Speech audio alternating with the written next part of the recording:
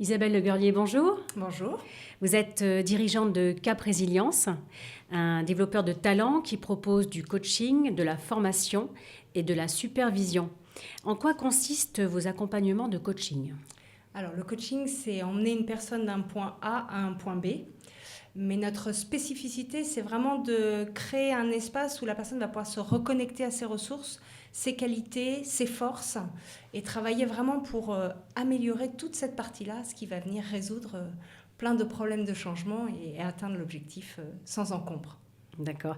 Alors, en quoi consiste le coaching ? Enfin, ce que je veux dire, c'est en quoi le coaching constitue un levier de performance pour l'entreprise ?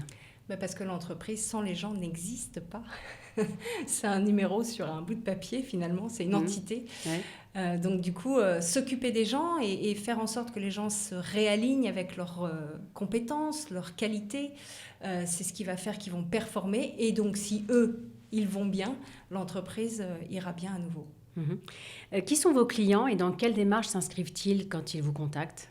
Alors nos clients sont tout niveau hiérarchique, ça peut être un opérationnel, un manager, un dirigeant, l'équipe entière, le codir. Enfin vraiment, on a des appels entrants de tous les niveaux de l'entreprise.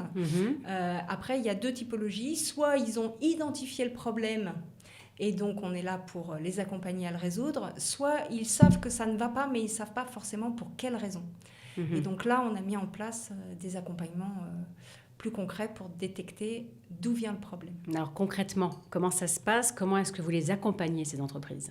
Alors en fait, on fait ce qu'on appelle un audit 0.0 et en fait, on va questionner un ensemble des éléments de l'entreprise qui vont nous permettre de savoir dans quel état est l'équipe, dans quel état sont les individus, la notion de conflit, est-ce qu'il y a des conflits larvés, est-ce qu'il y a des non-dits, est-ce qu'il y a des conflits ouverts, est-ce que le style managérial correspond à la population qui est à manager, est-ce que les managers sont bien en place, est-ce que les stratégies qui sont portées par les collaborateurs sont les bonnes. On va vraiment faire un audit et ensuite on va pouvoir accompagner pour résoudre les éléments qui sont les moins bons pour pouvoir performer à nouveau.